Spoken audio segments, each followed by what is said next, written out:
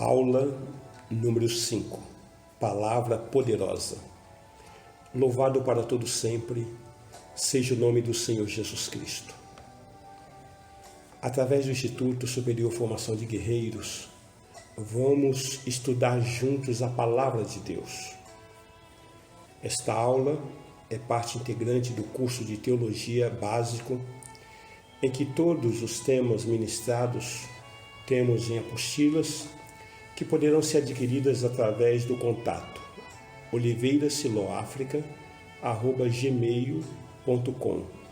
Bispos Antônio Oliveira e Gorete Oliveira. Amados, nessa nossa aula de número 5, nós queremos entrar em uma introdução a partir da passagem que está escrita em Juízes, no capítulo 20, versículo 16, que diz: Entre todo este povo havia 600 homens escolhidos, canhotos, os quais atiravam com a funda uma pedra num cabelo e não erravam. Que tremendo, não é? Veja que esses homens eram peritos, destros.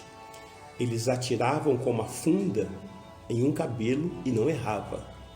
Isso nos transmite a ideia de que nós devemos ser altamente habilidosos na palavra de Deus. E dentro desse assunto que nós estamos ministrando, o tema é o Criador e a sua criação, e estamos fazendo uma abordagem sobre a Bíblia. E retomando os estudos que nós estávamos fazendo, nós queremos falar um pouco sobre as línguas originais da Bíblia.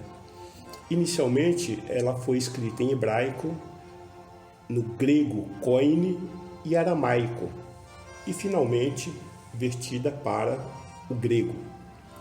De maneira que a sua tradução já alcança hoje mais de 1.200 línguas, 1.300 línguas. Tradução estas total ou parcial. De maneira que a divisão em capítulos atribui-se ao cardeal Hugo, falecido em 1263, ou Stephen Langton, falecido em 1228. E a divisão em versículos é obra de Robert Stephen, em 1551. A Bíblia, amados, foi o primeiro livro impresso no ano de 1535. Nós percebemos alguns fatos interessantes sobre a Bíblia. Podemos apontar algum deles, como o número de versículos. A Bíblia tem 31.104 versículos. Nós tomamos como base a edição revista e atualizada de Almeida, que nos aponta para essa quantidade de versículos e as informações todas que estaremos dando a seguir. O capítulo mais longo da Bíblia é o Salmo 119. Ele tem 176 versículos. E o capítulo mais curto é o Salmo 117, com apenas 2 versículos. O Salmo 117 nos revela o seguinte: Louvai ao Senhor, vós, todos os gentios. Louvai-o, todos os povos, porque muito grande é a sua misericórdia para conosco, e a fidelidade do Senhor subsiste para sempre. Aleluia. Terminou então o capítulo 117 de Salmos, sendo o mais curto da Bíblia. O versículo mais longo nós encontramos em Esther, capítulo 8, versículo 9, que está escrito o seguinte: Então foram chamados sem detença os secretários do rei aos 23 dias do mês de Sivan, que é o 3º mês. E, segundo tudo quanto ordenou Mordecai, se escreveu um edito para os judeus, para os sátrapas, para os governadores e para os príncipes das províncias que se estendem da Índia à Etiópia, 127 províncias, a cada uma no seu próprio modo de escrever, e a cada povo na sua própria língua, e também aos judeus, segundo o seu próprio modo de escrever e a sua própria língua. Temos aí então o versículo mais longo da Bíblia. O versículo mais curto da Bíblia está por conta de Jó, capítulo 3, versículo 2, que diz: Disse Jó. O livro mais longo do Velho Testamento, nós temos o livro de Salmos. E o livro mais longo do Novo Testamento é o Evangelho de Lucas. Eu quero apenas fazer uma observação que Lucas não tem o maior número de capítulos, porém, pela extensão dos seus capítulos, se torna o livro mais longo do Novo Testamento. Em Êxodo, no capítulo 4, versículo 2, nós encontramos todas as letras do alfabeto brasileiro.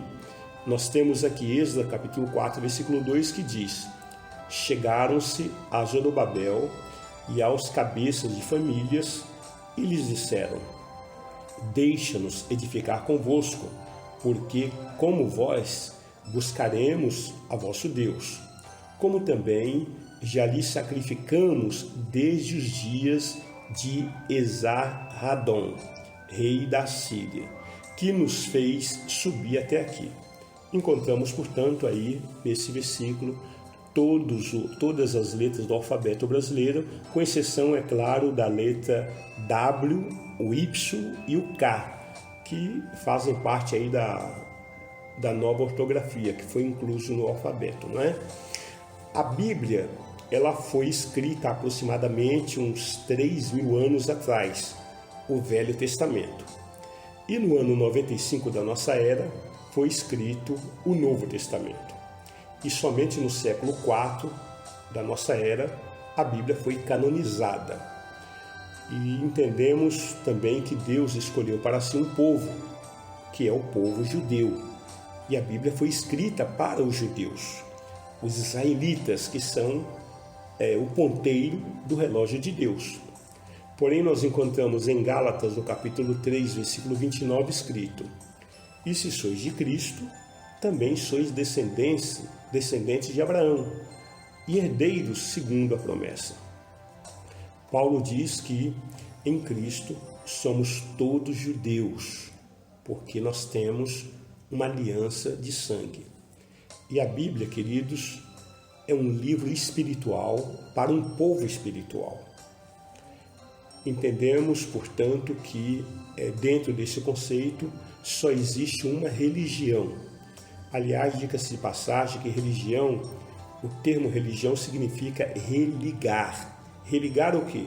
Religar o homem que estava perdido ao Deus, o seu Criador. De maneira que a única condição de religamento do homem para com Deus é o cristianismo. Então, o cristianismo é a única religião verdadeira na ótica de Deus. Não existe outra forma do homem ser religado a Deus se não for através de Jesus Cristo, se não for através do cristianismo. E assim nós cremos firmemente na educação universitária, na educação acadêmica, tanto para homens como para mulheres. Mas também nós cremos que o conhecimento da Bíblia sem um curso universitário tem muito mais valor, tem maior valor do que um curso universitário sem o conhecimento da Bíblia, não é? De maneira que a maior tragédia dos nossos dias, do tempo em que nós estamos vivendo, a maior tragédia do nosso século não é a fome, não é a violência, não é a corrupção, não é a miséria, não é a contaminação ambiental, nem o desequilíbrio ecológico, não são as doenças incuráveis, ou então as armas nucleares, químicas, biológica, bacteriológica, nem mesmo a guerra cibernética.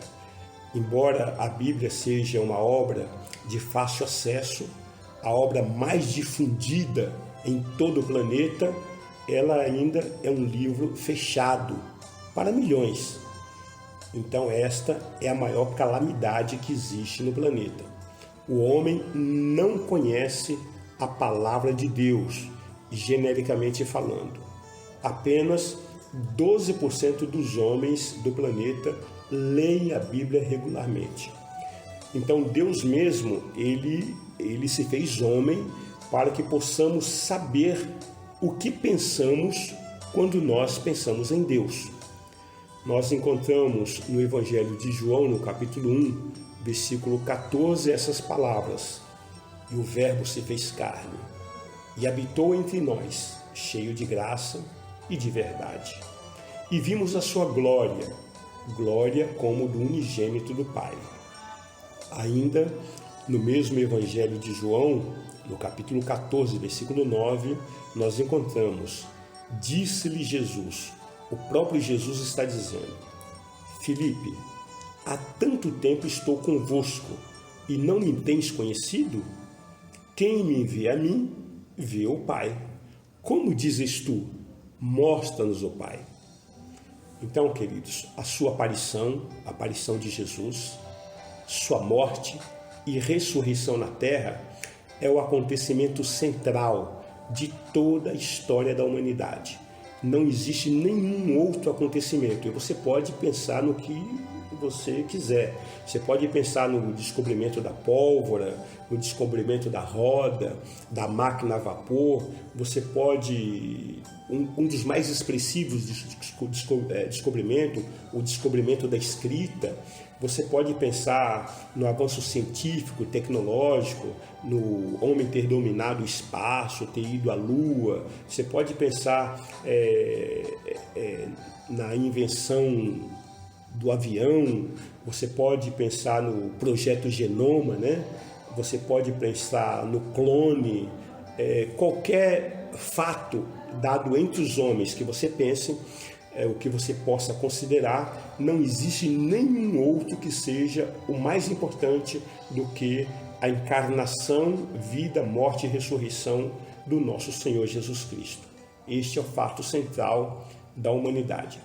Portanto, Jesus, ele é o nome mais famoso, ele é o nome mais conhecido, mais difundido, mas também é o nome mais polêmico de toda a história da humanidade. Quando nós lemos a palavra de Deus, o nosso coração se enche das suas palavras e Deus fala conosco face a face. A Bíblia, portanto, é a boca de Deus. Então, se você quiser que Deus fale com você, se você tem essa pretensão, se você quer que Deus fale com você, é muito fácil. É só abrir a Bíblia e começar a ler. E você vai ver Deus falando com você face a face. As misericórdias de Deus, ela é tão tremenda que Deus, ele proclamou a sua palavra por 7 vezes. Então nós temos 7 proclamações da lei de Deus para os homens. Primeira proclamação da lei de Deus. Ele proclamou a sua palavra, a sua existência, através da natureza. Encontramos em Salmos 19, versículo 1, escrito: "Os céus proclamam a glória de Deus, e o firmamento anuncia as obras de suas mãos."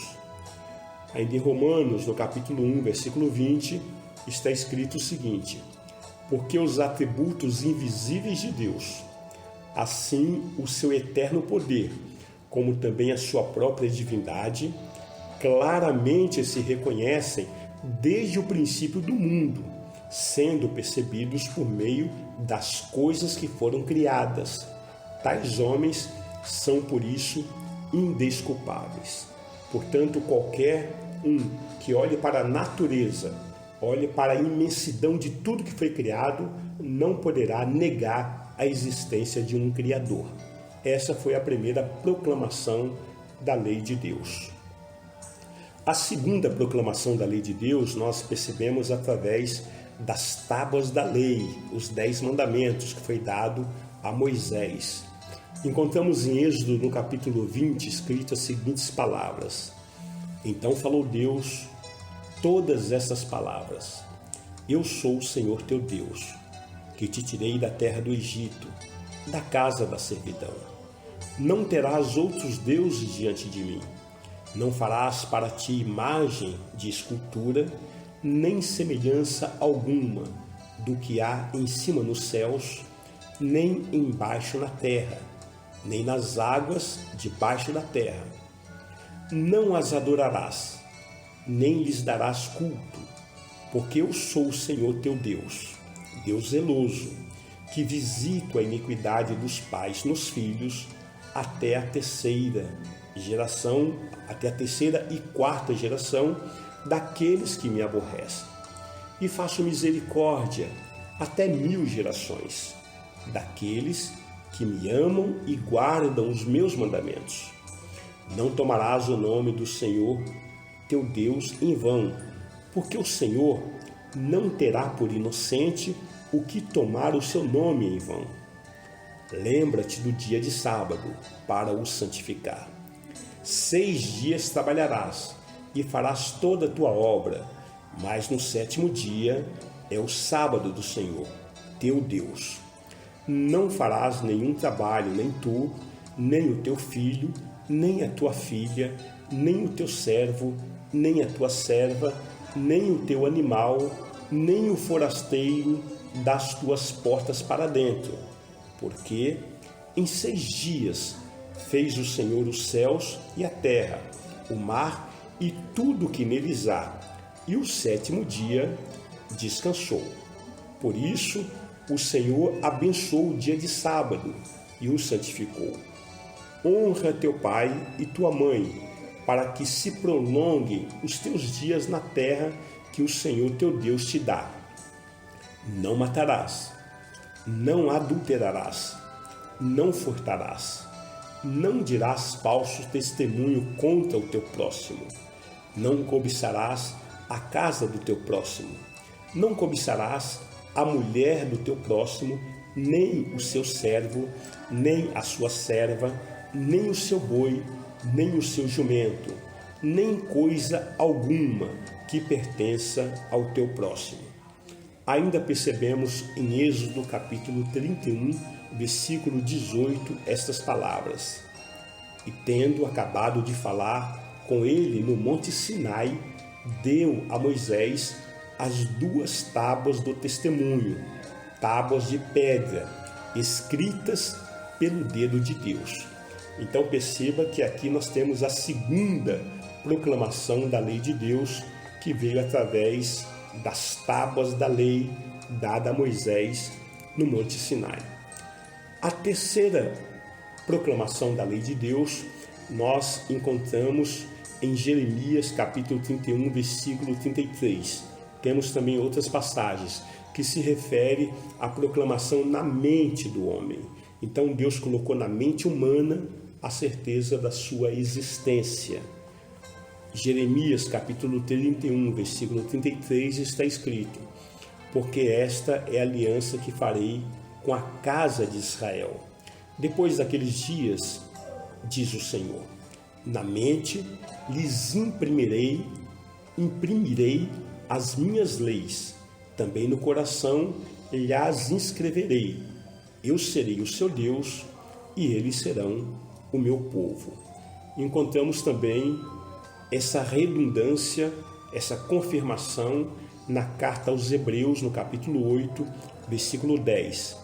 Porque esta é a aliança que firmarei com a casa de Israel.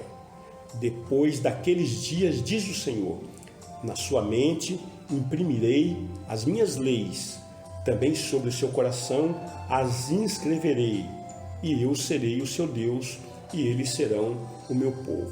Veja que o que Deus falou no Velho Testamento, agora ele vem e ratifica no Novo Testamento. Também encontramos nesse mesmo diploma aí aos Hebreus, no capítulo 10, agora, versículo 16, escrito o seguinte: Esta é a aliança que farei com eles. Depois daqueles dias, diz o Senhor, porei no seu coração as minhas leis e sobre a sua mente as escreverei. Então percebemos aí que Deus colocou na mente do homem a certeza da sua existência, e assim nós temos a terceira proclamação da lei de Deus. A quarta proclamação da lei de Deus, ela já provém da terceira, que agora é o coração. Aí mesmo em Jeremias, na mesma passagem, capítulo 31, versículo 33, Só repetindo para que fique fixado bem, porque esta é a aliança que firmarei com a casa de Israel depois daqueles dias, diz o Senhor, na mente lhes imprimirei as minhas leis, também no coração lhes inscreverei. Eu serei o seu Deus e eles serão o meu povo. Ainda em Ezequiel, no capítulo 11, versículos 19 e 20, nós encontramos as seguintes palavras: dar-lhe-ei um só coração, espírito novo porei dentro deles, tirarei da sua carne o coração de pedra e lhes darei um coração de carne, para que andem nos meus estatutos e guardem os meus juízos e os executem. Eles serão o meu povo e eu serei o seu Deus. Ainda em Ezequiel, no capítulo 36, versículos 26 a 28, está escrito: dar-vos-ei coração novo e porei dentro de vós espírito novo. Tirarei de vós o coração de pedra e vos darei coração de carne. Porei dentro de vós o meu espírito e farei que andeis nos meus estatutos. Guardeis os meus juízos e os observeis. Habitareis na terra em que dei a vossos pais. Vós sereis o meu povo e eu serei o vosso Deus. Ainda em Hebreus, no capítulo 8, versículo 10, está escrito: porque esta é a aliança que firmarei com a casa de Israel. Depois daqueles dias, diz o Senhor, na sua mente imprimirei as minhas leis, também sobre o seu coração as escreverei, e eu serei o seu Deus, e eles serão o meu povo. Também em Hebreus, no capítulo 10, versículo 16, está escrito: esta é a aliança que farei com eles, depois daqueles dias, diz o Senhor. Porei no seu coração as minhas leis, e sobre a sua mente as escreverei. Então veja que nós temos aí a quarta proclamação da lei de Deus, que refere-se então ao coração. E aí nós caminhamos para a quinta proclamação da lei de Deus. E aí nós já temos Jesus, a palavra encarnada. Em João capítulo 1, versículo 14, e o verbo se fez carne e habitou entre nós, cheio de graça e de verdade. E vimos a sua glória, glória como do unigênito do Pai. Então perceba, amados, que pela quinta vez Deus proclama a sua lei, a sua palavra aos homens. E agora através da sua própria encarnação, através de Jesus Cristo. E temos a sexta proclamação da lei de Deus, que refere-se à canonização das Escrituras, a Bíblia Sagrada, não é? Então, em 2 Timóteo, no capítulo 3, versículos 16 e 17, nós encontramos estas palavras: toda a Escritura é inspirada por Deus e útil para o ensino, para a repreensão, para a correção, para a educação na justiça, a fim de que o homem de Deus seja perfeito e perfeitamente habilitado para toda boa obra. Talvez você possa já ter ouvido alguém dizer que a Bíblia, ela contém a palavra de Deus. Isso não é verdade. Isso não é fato. O fato é que a Bíblia, ela é a palavra de Deus. Não é que ela contém a palavra de Deus. Ela é a palavra de Deus.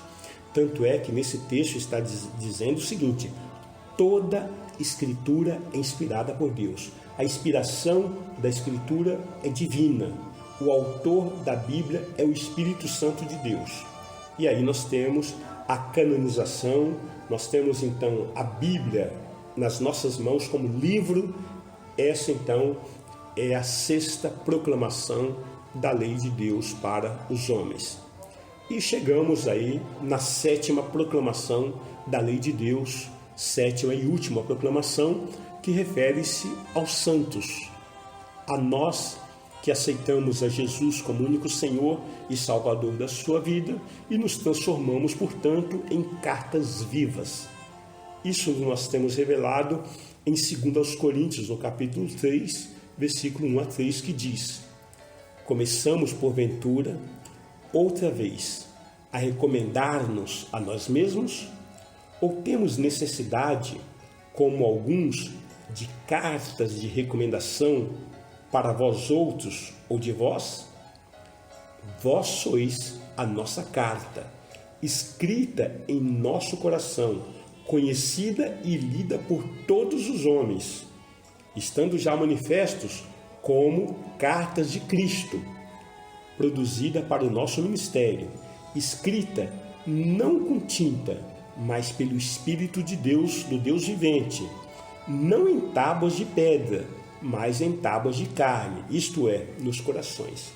Então, queridos, essa é a excelente notícia, essa é a boa nova, que você hoje é a Bíblia ambulante. Você hoje que aceitou Jesus como único Senhor e Salvador da sua vida, que confessa o senhorio de Jesus Cristo, você é o televisor celestial. Os homens olham para você e sabem que existe um Deus nos céus, através do seu comportamento, através do seu estilo de vida, através do seu procedimento. Você está aqui manifestando a glória de Deus. Pode ser que alguém, uma pessoa, nunca tenha lido a Bíblia, o livro, mas olhando para você, sendo você a Bíblia ambulante, ela sabe que existe um Deus nos céus. E aí nós temos, portanto, a 7ª e última proclamação da lei de Deus. E assim eu te convido a orar junto comigo, para que o Senhor continue nos protegendo e nos conduzindo na sua graça. Senhor, nosso Deus e nosso Pai, o Senhor é o detentor de todo o poder e de toda a glória. E nisto nós te glorificamos, nós te exaltamos. Obrigado pelo Senhor ter nos separado como um grupo seleto, todos nós que participamos desse projeto do Instituto Superior Formação de Guerreiros, que temos a rica oportunidade no Senhor de aprendermos da Tua Palavra. Nós te glorificamos porque é o Espírito Santo que nos ensina todas as coisas. Nós aqui somos apenas canais transparentes da manifestação do Teu poder e da Tua glória. Deus, protege esses que estão nos ouvindo, protege os seus familiares, protege e dá livramento a todos esses, ó Deus, que buscam a Tua face. No santo nome de Jesus Cristo, nós oramos agradecidos, para a glória do Teu nome. Amém e amém.